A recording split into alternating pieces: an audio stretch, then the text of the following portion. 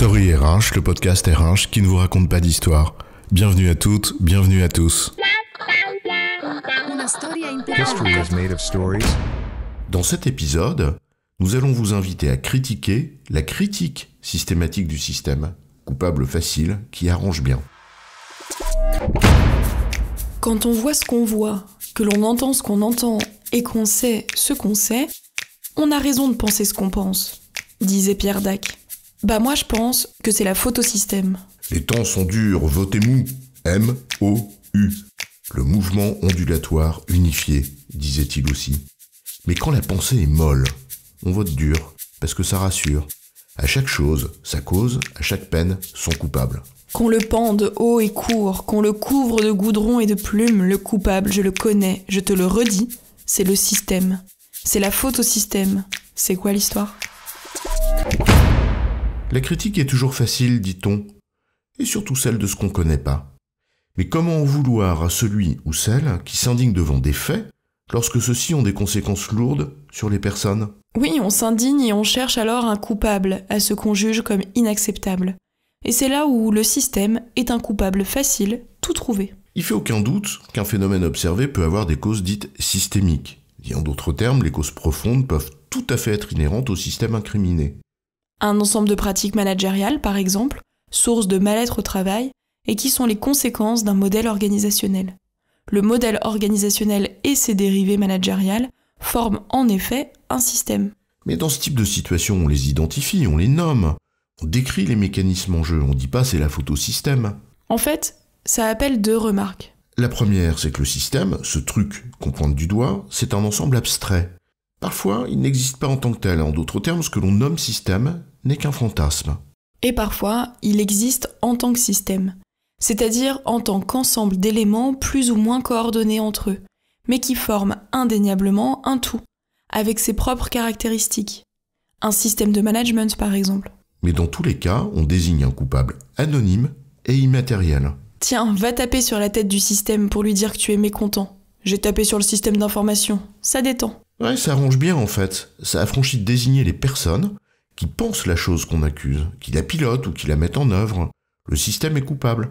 Pas les gens qui sont dedans, c'est un peu fastoche.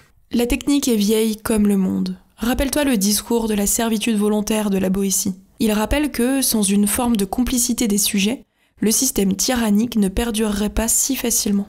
Alors voilà, on pointe du doigt un objet abstrait qui affranchit les personnes de leurs responsabilités.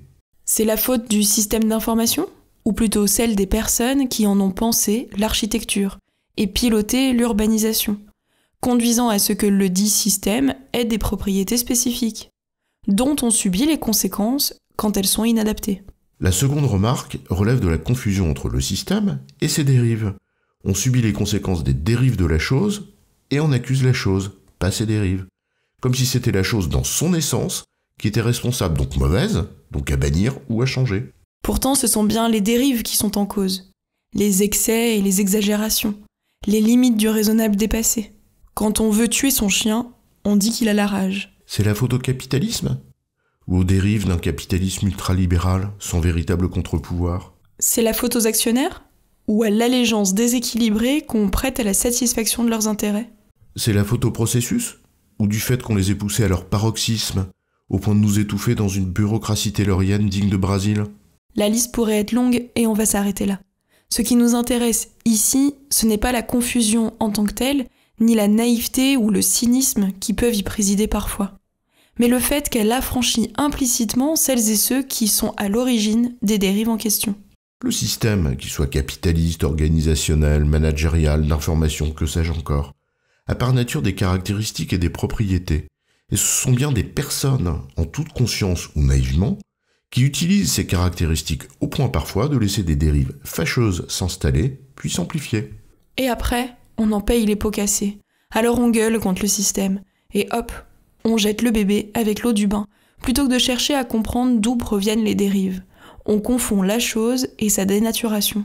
En résumé, on accuse parfois un peu trop vite un prétendu système des maux qui nous affectent, en occultant le fait que leur cause réelle réside dans sa dénaturation, son excès ou ses dérives, et que ce sont bien les êtres humains qui en sont à l'origine. J'ai bon, chef ? Oui, tu as bon. Mais on va pas en faire toute une histoire. Story RH, le podcast RH qui ne vous raconte pas d'histoire. Retrouvez tous les épisodes sur storyrh.fr.